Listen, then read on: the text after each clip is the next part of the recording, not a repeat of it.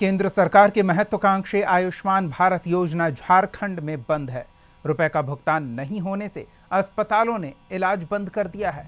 कुछ अस्पतालों और बिचौलियों की धांधली का खामियाजा गरीब जनता को उठाना पड़ रहा है। प्राइवेट अस्पताल करोड़ों रुपए का बकाया मिलने की उम्मीद में है, तो विपक्ष सरकार पर जनता की अनदेखी का आरोप लगा रहा। करीब 7 साल पहले रांची से आयुष्मान भारत योजना की शुरुआत हुई थी। प्रधानमंत्री नरेंद्र मोदी ने 23 सितंबर 2018 को इस योजना का उद्घाटन किया था। इस योजना के तहत गरीबों को मुफ्त इलाज की सुविधा मिली। इसके लिए लाभुकों को कैशलेस कार्ड दिया गया। इसके तहत 60% राशि केंद्र सरकार जबकि 40% राशि राज्य सरकार देती है। लेकिन झारखंड के लोगों को केंद्र सरकार की इस महत्वाकांक्षी योजना का लाभ नहीं मिल रहा, जिससे लाखों लोगों को परेशानी हो रही है।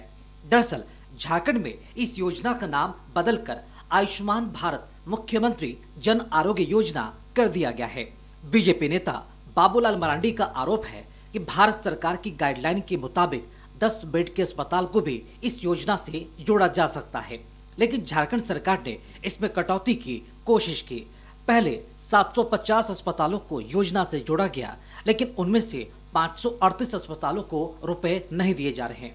मेरी जानकारी में कोई सरकारी अस्पतालों में कहीं पर कोई ईडी वालों ने छापा नहीं मारा है। अगर जहां कहीं भी छापा मारा है तो बिचौलियों के घर में, दलालों के घर में छापा मारा।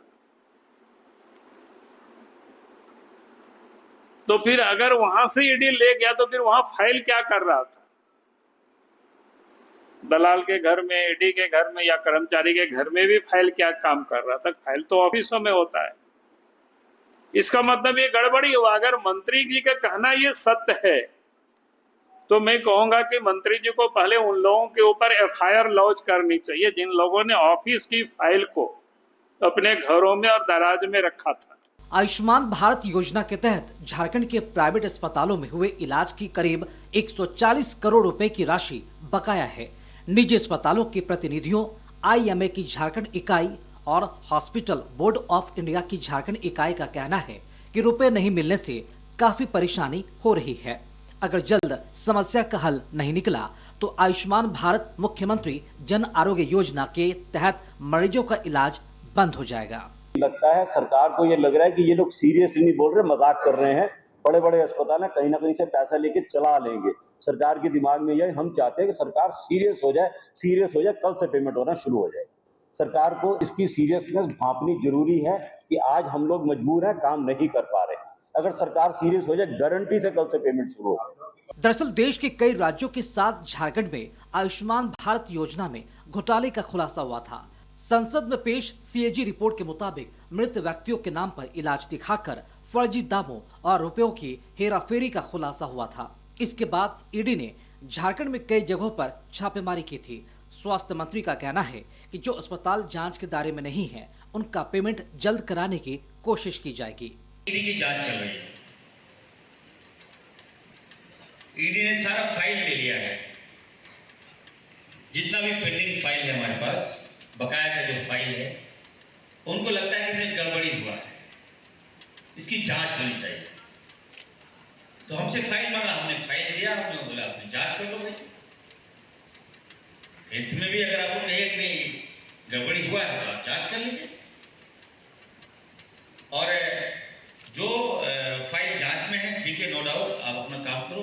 लेकिन जो फाइल में कोई डाउट नहीं है तो मैं यकीन दिलाता हूँ कि बहुत जल्द हमारी जो हमारे विभाग के जो सेक्रेटरी हैं, आउट ऑफ इंडिया हैं, वो जैसे ही आते हैं हम लोग बैठते हैं और हम जल्द से जल्द इसका भुगतान करेंगे, मैं विश्वास करता हूँ।